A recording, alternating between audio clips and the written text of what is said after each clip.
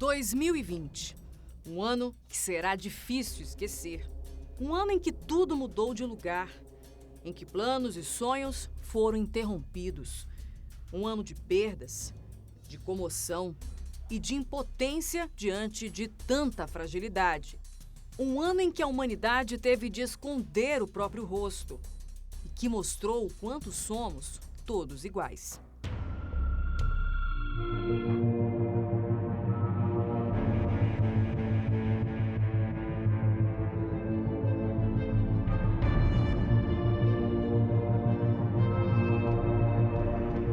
As expectativas para 2020 eram as melhores.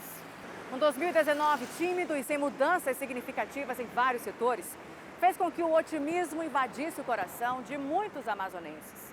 Mas na economia, por exemplo, as projeções para o maior estado da federação não tiveram tempo de sair do papel. Com as medidas de equilíbrio fiscal implantadas em 2019, o governo, já no início do ano, anunciou uma economia de 370 milhões de reais aos cofres públicos. Entre os planos para 2020, destaque para mais investimentos. E o tão esperado reordenamento na área da saúde, que logo enfrentaria a maior das crises. Depois dos ataques frequentes ao modelo Zona Franca de Manaus, a reforma tributária prometida para o novo ano representava, ao mesmo tempo, incerteza e preocupação aos empresários. Quais novas batalhas a indústria do Amazonas teria de enfrentar? Milhares de postos de trabalho estavam ameaçados. O governador e mais 11 parlamentares do Amazonas se uniram para fazer um apelo ao presidente da República, Jair Bolsonaro, e ao ministro da Economia, Paulo Guedes. A busca era por um meio-termo. A manutenção de um benefício fiscal para garantir a presença das empresas e os empregos, sem que isso representasse perda de receita para a União. A pressão da bancada amazonense fez a presidência editar um novo decreto e fixar a alíquota em 8%, ao menos pelos próximos meses. Apesar das críticas, a medida trouxe um respiro em meio às negociações. Mas toda essa discussão em torno do polo de concentrados era apenas o início de uma guerra que seria travada não só pela indústria, mas por todos os setores da economia. Ainda no mês de janeiro, um novo vírus que já fazia vítimas do outro lado do mundo começou a assustar os brasileiros e ameaçar a nossa região. Já são 107 mortes confirmadas, mais de 4.400 pessoas infectadas em 16 países. A melhor estratégia para tentar conter o vírus é isolar as áreas já contaminadas. Com o registro de casos suspeitos no Brasil, os governos começaram a agir. Bom, você acompanhou aí a reportagem que o governo do estado anunciou ontem a criação desse comitê de resposta rápida em relação ao coronavírus e vai usar o Hospital e Pronto-Socorro Delfim Aziz, na zona norte de Manaus, para monitorar esses pacientes que possam apresentar aí alguns sintomas do coronavírus.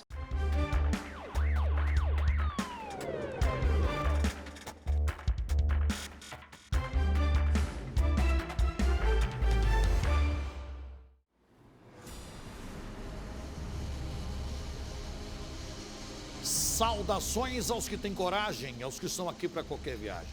E aconteça o que acontecer, a vida tem que continuar. Um feito inédito que marcou a TV brasileira. Pela primeira vez na história da comunicação, um programa feito diretamente do norte do país entrou na casa de milhões de brasileiros. Vamos começar essa bagaça? Um idoso foi atropelado e morto por um ônibus em Teresina, no Piauí. Os fogos não vão acabar mais, não? Com carisma, irreverência, polêmica e um jeito único em frente às câmeras, Siqueira Júnior conquistou não só o Amazonas, mas todo o Brasil. Devagarzinho a gente vai ganhando a confiança das pessoas. Não pode ser do dia para a noite, não funciona. Tem que ser devagarzinho, um trabalho bem... Tem muito trabalho e a gente vai devagarinho conquistando as pessoas e mostrando qual é a nossa proposta. Carnaval é na crítica. É isso aí, meu povo! Carnaval é na crítica. Logo, o colorido, o brilho e o som dos tambores invadiram a TV para anunciar a festa mais popular do Brasil. Direto dos estúdios do Central da Folia, os apresentadores Micaele Cevalho e Mário César Filho aqueciam o público. Um esquenta para o Carnaval 2020. Para a temporada 2020 do Carnaval, a crítica, você aí de casa quer saber tudo sobre isso? A escola de samba de coração? Então você está aqui no lugar certo. Dos tradicionais blocos de rua à passarela do samba, nas 8 agremiações que desfilaram pela avenida, não faltaram homenagens e enredos que exaltavam do turismo a São Jorge, o santo guerreiro. Mas foram os rituais da mocidade que conquistaram os jurados e fizeram da Aparecida a grande campeã do Carnaval de Manaus.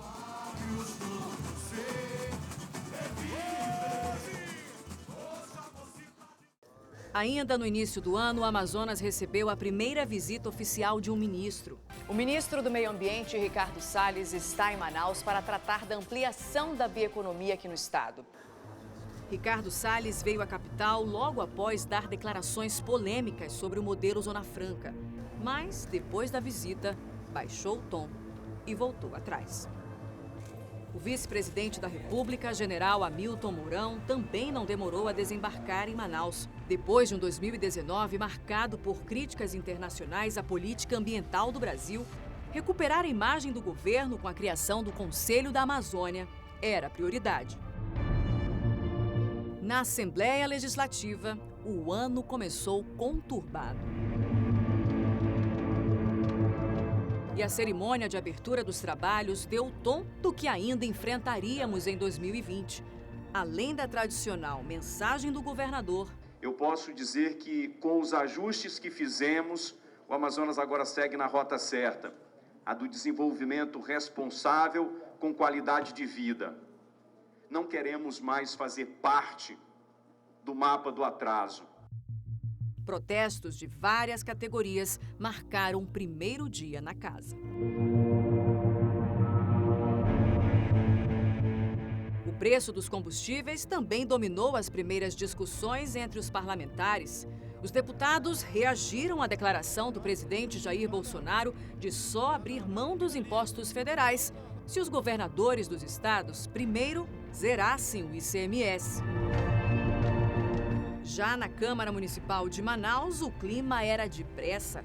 Pelo menos 270 projetos de lei deveriam entrar na pauta de votação já nos primeiros 6 meses do ano. Com as eleições municipais batendo a porta, a maioria dos vereadores mirava mesmo numa possível reeleição. 2020 também foi de mudanças na Igreja Católica.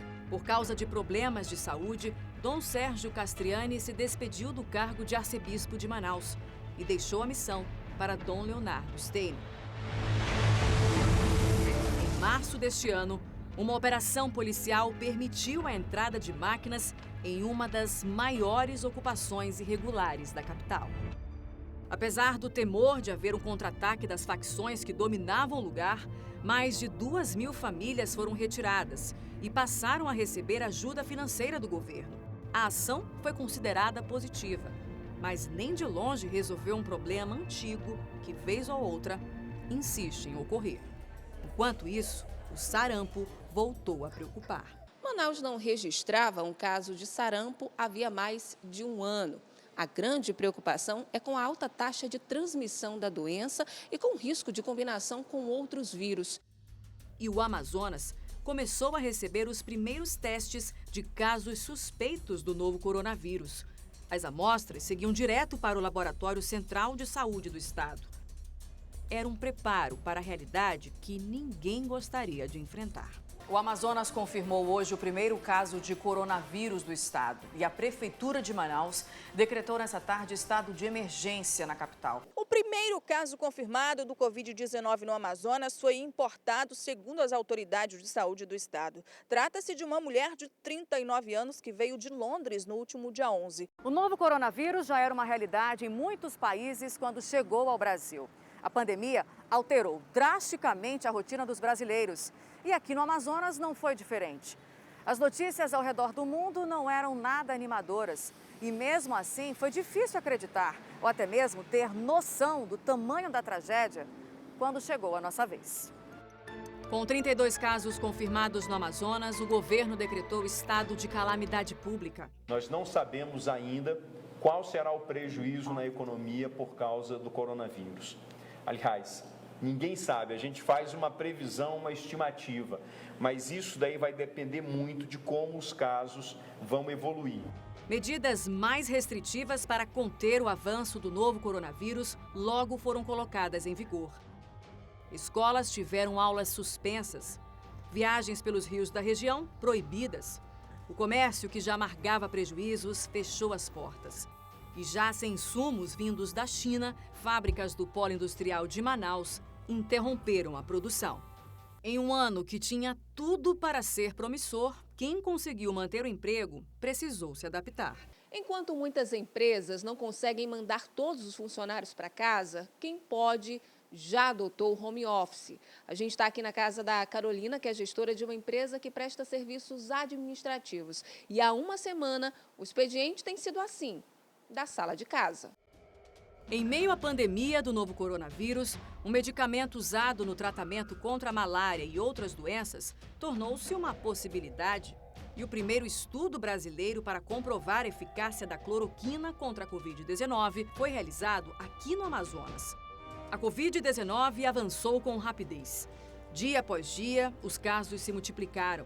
E em poucas semanas, o Amazonas entrou no radar do governo federal. Estávamos no epicentro de uma pandemia sem precedentes. Já são 260 casos confirmados aqui no estado do Amazonas, um índice bastante preocupante, segundo o Ministério da Saúde, porque a doença tem avançado rapidamente aqui no Amazonas. E o nosso sistema de saúde pode entrar em colapso já nos próximos dias. A proliferação do vírus mudou as celebrações religiosas. Em 2020, a Semana Santa foi diferente, sem a presença do público.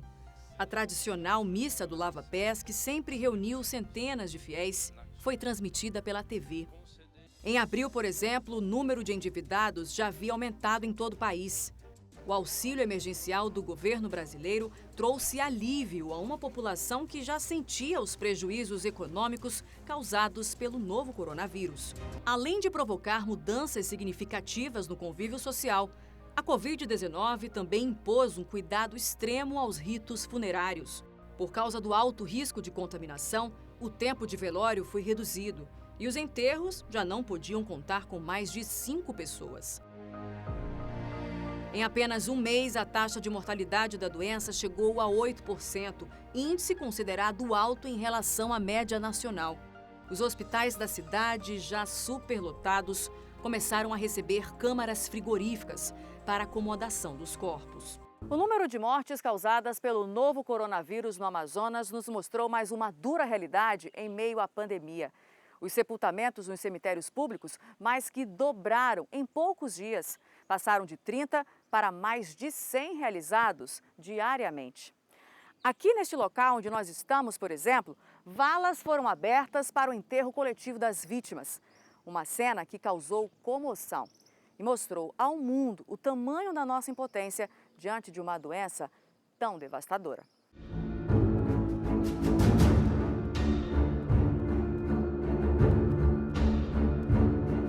Para comportar a quantidade de caixões, câmaras frigoríficas também foram instaladas nos cemitérios.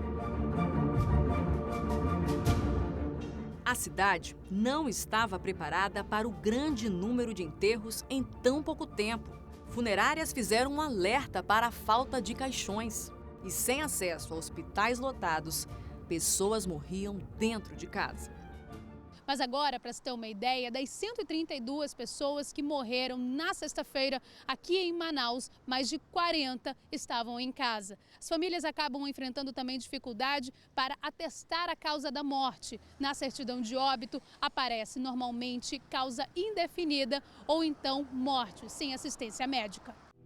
O colapso no Amazonas chamou a atenção do mundo. e até do Papa. O telefonema aconteceu na tarde deste domingo. A maior preocupação do Papa é em relação às pessoas mais vulneráveis em meio à pandemia de Covid-19 aqui na capital. Povos indígenas, tradicionais e pessoas mais pobres. Em resposta, o arcebispo de Manaus respondeu que a Arquidiocese de Manaus vem trabalhando para tentar diminuir o impacto da Covid-19 nessa população. Mas nem a crise nos sistemas de saúde e funerário parecia intimidar boa parte da população. Nas ruas de Manaus era possível observar que, para muitos, o novo coronavírus não representava perigo. E, aos poucos, a taxa de isolamento só diminuía. Depois de pouco mais de 2 meses de quarentena, o governador do Amazonas, Wilson Lima, anunciou que pode começar a reabertura gradual do comércio a partir da próxima segunda, dia 1º de junho.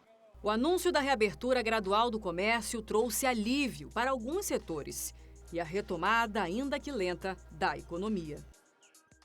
Já os deputados aprovaram a instalação de uma CPI para verificar a gestão dos recursos na área da saúde nos 5 últimos governos. Após uma série de impasses, a Comissão Parlamentar de Inquérito deu início às investigações. Mas enquanto na Assembleia Legislativa as articulações seguiam intensas, no governo do estado, o vice Carlos Almeida deixava o comando da Casa Civil. A pandemia trouxe inúmeras perdas. Perdas essas incalculáveis para a cultura, para o nosso folclore. Em Parintins, na terra dos Bumbás, ninguém pôde sequer brincar de boi. E o festival que movimenta a ilha todo mês de junho, este ano, teve de ser cancelado. E pela primeira vez, nas arquibancadas vazias, sem público, apenas o silêncio. A Live Parintins, direto da Arena do Bumbódromo, ajudou a amenizar a saudade.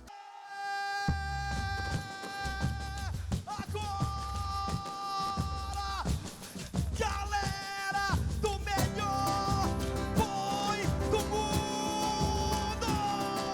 Imaginem agora as arquibancadas cheias, o azul mais reluzente possível.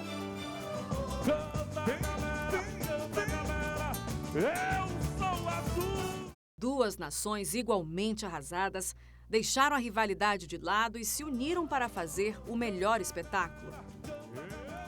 Em 2020, o Amazonas também se despediu de 2 grandes nomes da sua cultura. Deu adeus ao compositor Emerson Maia. Que dor! Ai, ai, que horror! E ao talento de Klinger Araújo.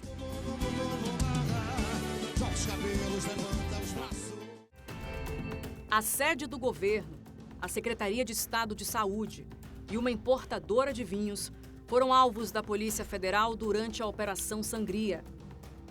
As investigações, também do Ministério Público Federal, apontavam superfaturamento na compra de respiradores durante a pandemia e a atuação de uma organização criminosa dentro do governo do Amazonas.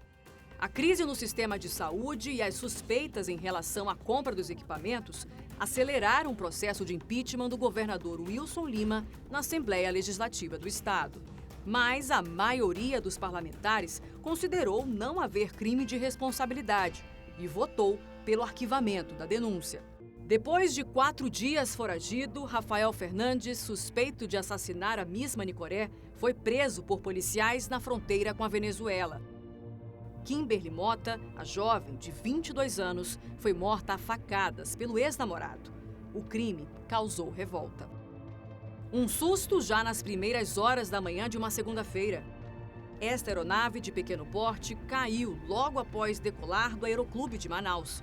A bordo estavam 6 pessoas, entre elas uma grávida e 2 crianças. Segundo informações do Corpo de Bombeiros, a aeronave ainda teria tentado decolar da pista do Aeroclube, mas apresentou pane mecânica e acabou batendo em um muro e caindo em um barranco por trás dessa empresa de isopor, que fica nas proximidades da empresa aérea. Os vídeos mostraram o momento exato do resgate. Todos os passageiros sobreviveram. As imagens impressionavam. O fogo atingia tanques com material inflamável e o risco de uma explosão tornava o trabalho dos bombeiros ainda mais difícil. O incêndio no Chibatão foi causado por um raio e atingiu inicialmente apenas um container. Mas pelo menos 16 foram destruídos. Prejuízo em um dos maiores portos da América Latina. Ponto estratégico para a economia do estado.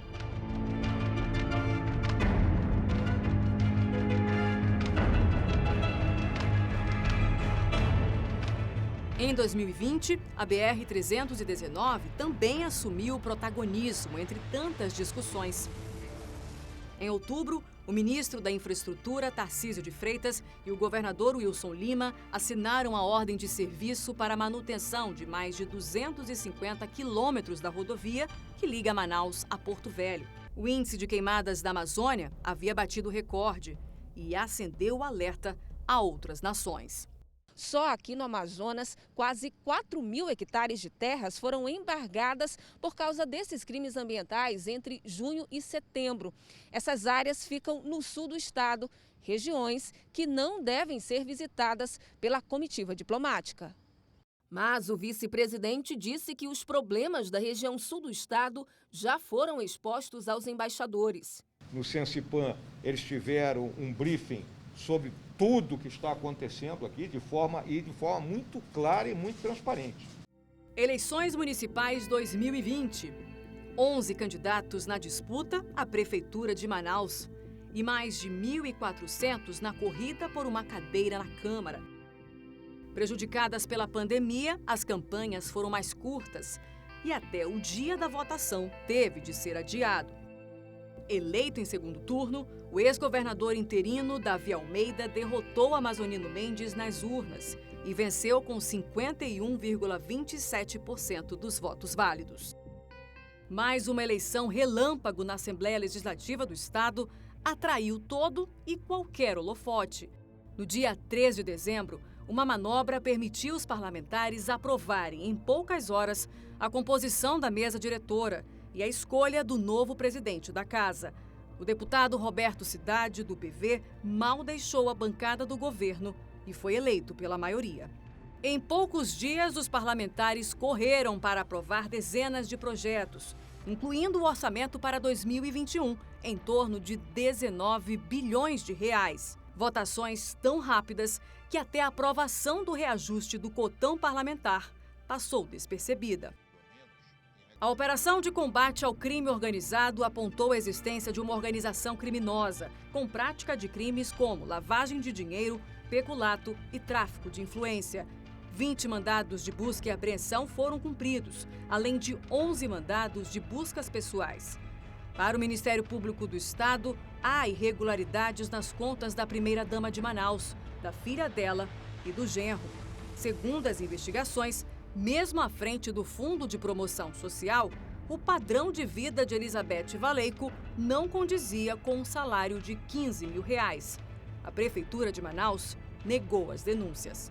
Ainda no mês de dezembro, o Amazonas recebeu a rápida visita de mais um ministro. Dessa vez, o do Meio Ambiente, Ricardo Salles. Em pauta, a preocupação com a floresta amazônica e ações para melhorar a fiscalização dos órgãos ambientais.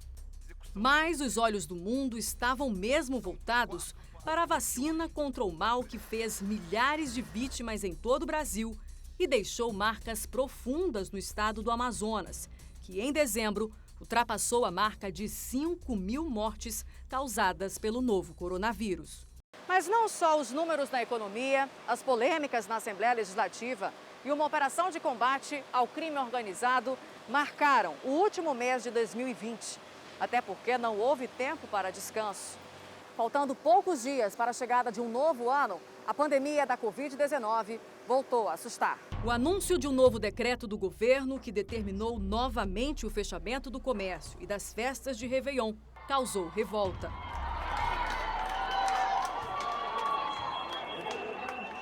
Manifestações marcaram o feriado de Natal. E o governador do Amazonas, Wilson Lima, voltou atrás. Enfim, nós chegamos aqui a um entendimento de flexibilização a partir de segunda-feira. Mas o Estado logo confirmou a superlotação dos hospitais.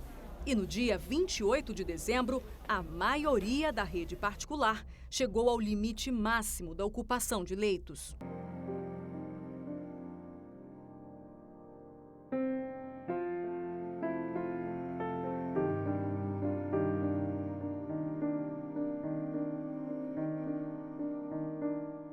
Um ano que será mesmo difícil de esquecer. Após meses de perdas, dias de angústia e de cenas que marcaram nossa história. O que esperar de 2021? E quem vamos ser depois desse 2020?